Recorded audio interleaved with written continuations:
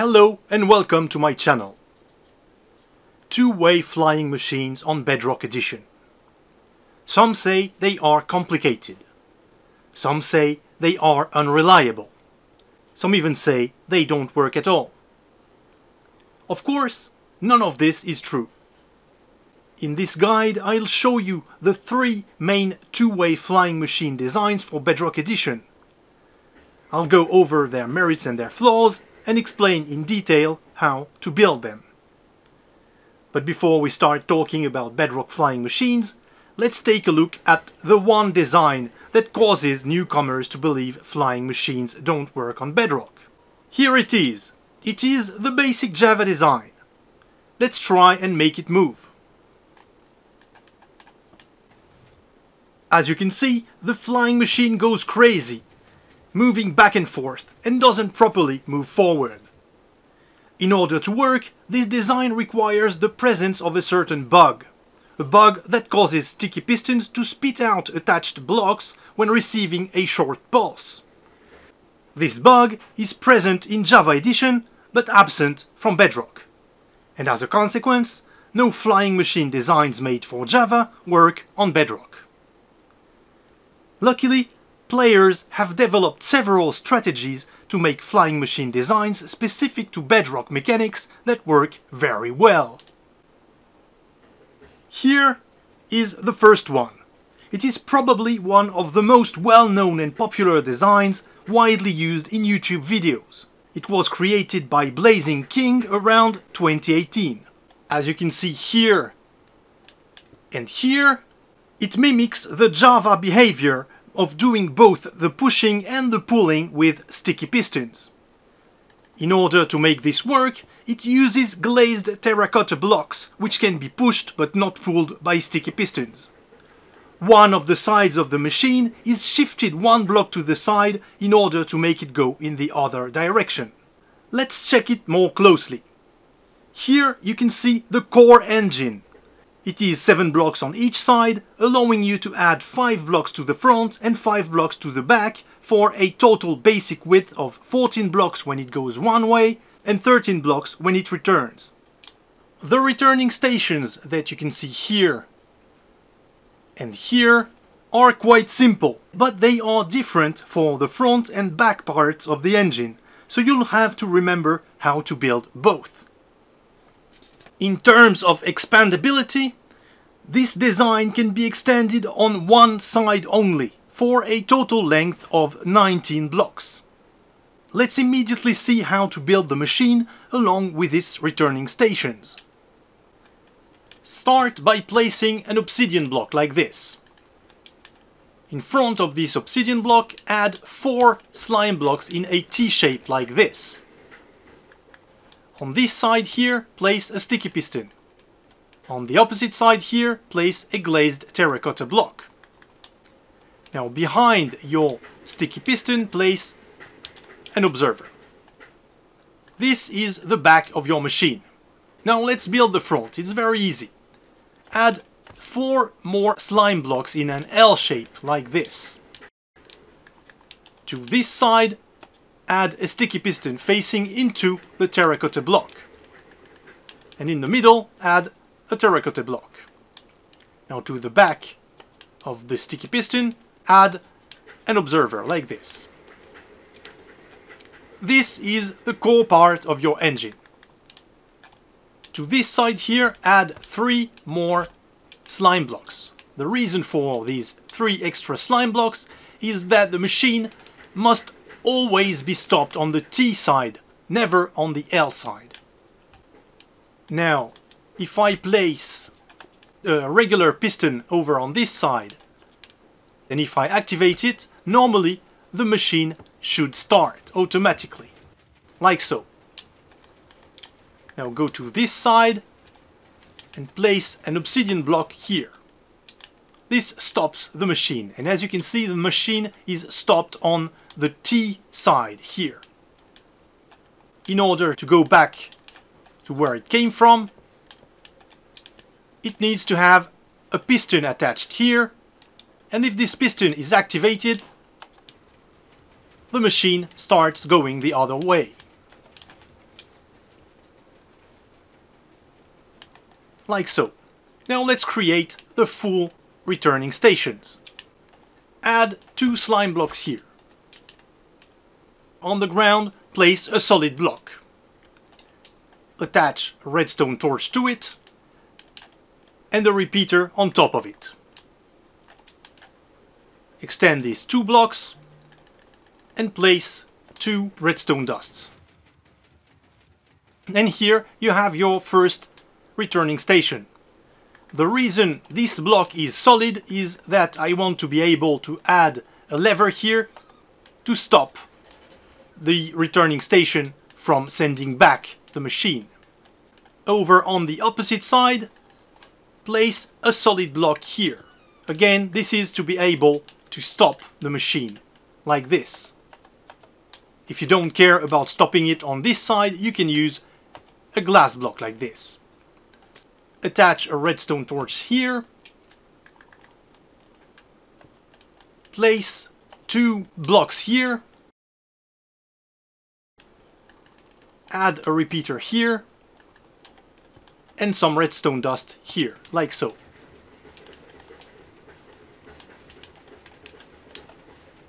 And now, as you will see, the machine will go one way and then back automatically. Like so. And to stop it, as mentioned earlier, just flick this lever here. Now let's talk about the Terracotta Design's merits and demerits. Here are the merits. It goes at the standard speed of 1.66 blocks per second. It is also hard to trip and can be restarted easily if it stops for whatever reason. Like this, all you need to do is to trigger the relevant observer. Like this.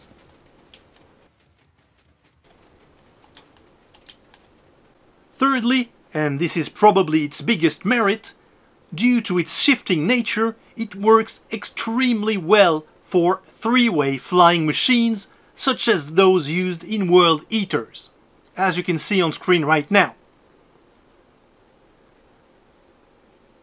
Now let's talk about its demerits. The first one is obvious. It requires glazed terracotta. The second one is also quite easy to see. One side of the engine needs to be shifted to go the other way, and as a consequence, the machine works asymmetrically. The third flaw I can see is how tiny the machine is. The base design can only be expanded on one side to reach a total of 19 blocks. The fourth demerit is that making infinite extensions for this design is very complex and headache-inducing. As a consequence, the only way to cover broad amounts of terrain with Blazing King's machine is to run several engines in parallel, which requires more maintenance and takes a lot more time to build and troubleshoot. Now, let's move on to the second design, which is called the Zundapp Flyer, from its creator, Zundappchef. Originally, it was a derivative of another design called the Hex design, which appeared around 2018. Similarly to the Blazing King design, it mimics the Java behavior of having sticky pistons only to do both the pushing and the pulling. In order to work, this machine uses a second observer here and here, and a piston here and here in order to extend the redstone signal that's fed into the main sticky pistons on the pushing and pulling sides. The sequence then goes as follows. The pushing side gets pushed. Then the pulling side extends, and only then does the pushing side retract. When the pulling side retracts,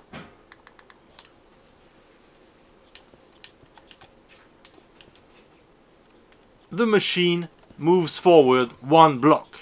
The fact that the pulling side is extended for a brief moment before the pushing side has enough time to retract is what allows the contraption to work. Here is the core engine. It is 8 blocks on each side for a total basic width of 14 blocks. The returning stations that you can see here and here are again extremely simple, and they are identical for both sides. Let's immediately see how to build it. As usual, start by placing an obsidian block. Then place 5 slime blocks in a line as shown on screen. Place a sticky piston here, a regular piston here. In between, place an observer. And then behind your regular piston, place another observer. In front of your sticky piston, place 1 slime block and extend a 5 slime blocks line from it. Place a sticky piston here, a regular piston here, an observer here, and another observer like this. And this is your core engine. Now, to make the returning stations, take a solid block and place it here. Take a repeater, place it on 4 ticks here. Add a redstone torch here, a lever here.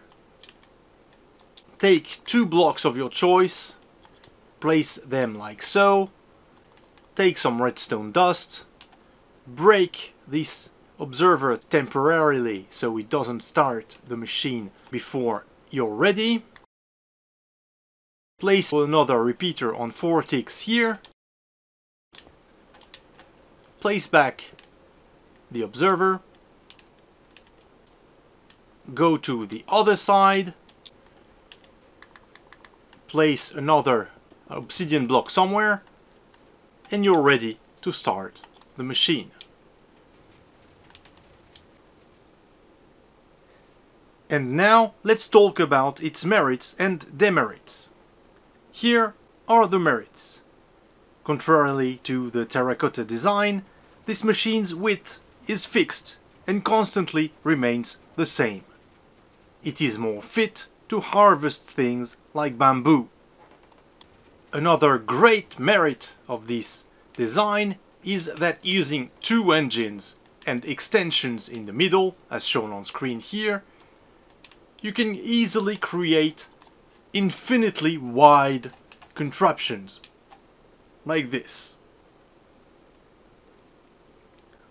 The extensions in the middle can also be made more complicated in order to create big moving contraptions, such as this flying base that I made using the Hex engine some time ago when it was still working properly.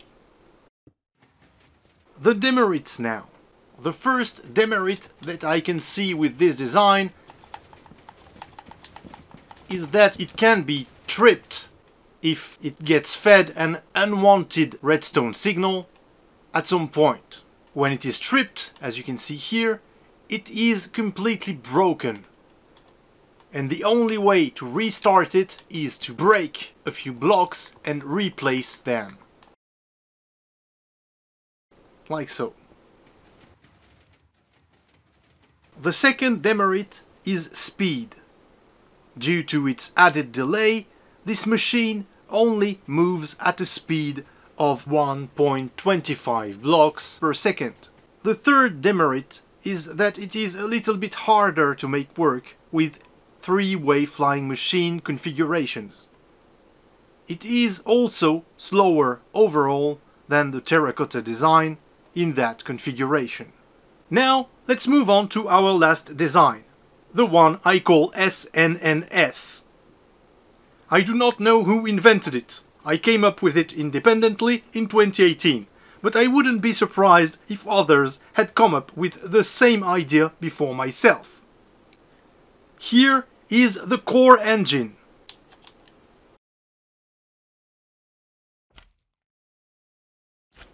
As you can see, this design does not mimic Java behavior, but instead uses both sticky and normal pistons in order to move back and forth. The pistons are shifted at returning stations in order to make the machine move in the other direction. These pistons are behind the acronym I use to name the engine: sticky, normal, normal, sticky. As for the other designs, the core engine is 7 blocks per side, but this time it allows the machine to reach a basic total width of 15 blocks. The returning stations are not only simple, they are also identical on both sides. Here's one side, and here is the other side. In terms of expandability, it is by far the best design. It can be extended to up to 25 blocks in total on a single engine, as you can see here.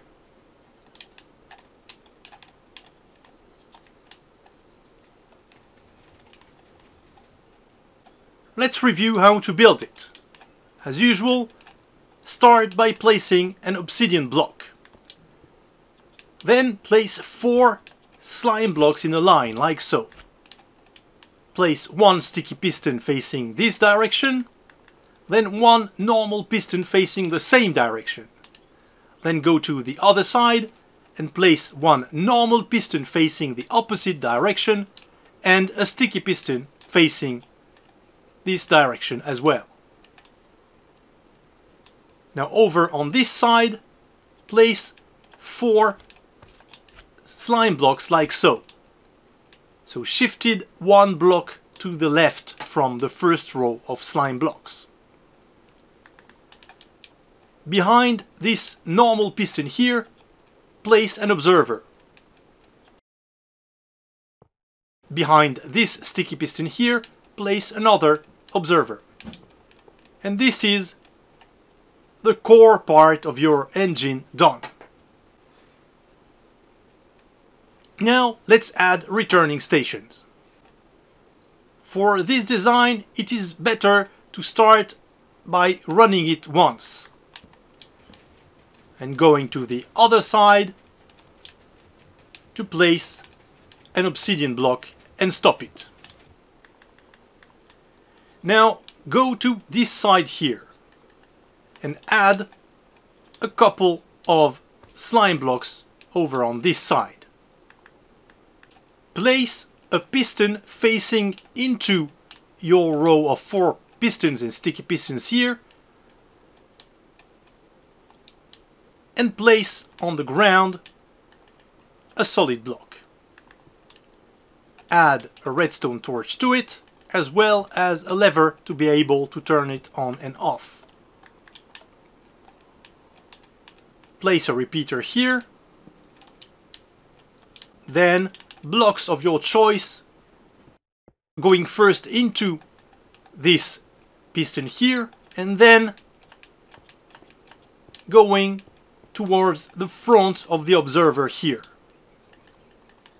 Add redstone dust like this, add a repeater on one tick here, and then some more redstone dust, like so. On the other side, do the same. Add a piston here, going into your row of 4 pistons. Then add a solid block here, a redstone torch, a lever, a repeater on one tick, 2 blocks like this, redstone dust,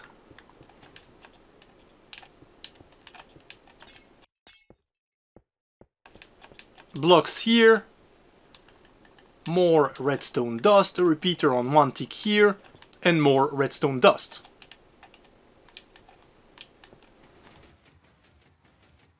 And that's it. The machine automatically goes back and forth. Now let's review its merits and demerits. First, the merits. Similarly to the Terracotta engine, it moves at the standard speed of 1.66 blocks per second. But unlike the Terracotta engine, its width is fixed. Like the Terracotta engine again, it is very reliable and very stable. It is very hard to trip and can be easily restarted. Now, similarly to the Zundapp engine, with two engines and extensions, you can make very wide contraptions, like the one you can see on screen right now. Let's see it run for a short while.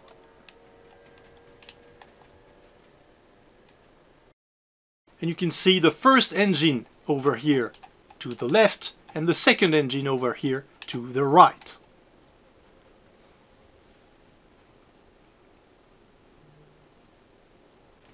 As an added bonus, the SNNS engine is also fairly easy to waterproof, so it can be used underwater.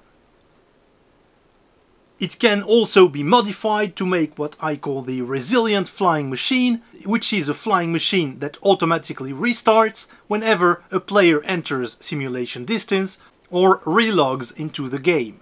I'll put a link to a tutorial in the description. And now, the demerits.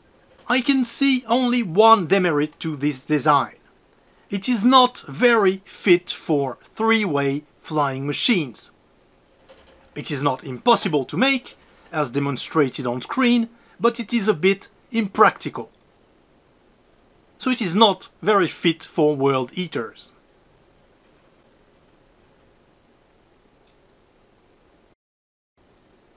And that's about it for these three main Bedrock Edition two-way flying machine designs. The burning question is, which one is the best? Unfortunately, there is no clear winner here. It will entirely depend on the situation. If you want a three-way machine, Blazing King's Terracotta design takes the cake. But it is the only situation where it is above the other two designs. As for the Zundapp design and the SNNS design, they are close to a tie. I would say that the fact the Zundapp design can be tripped is a flaw that makes it fall behind the SNNS design.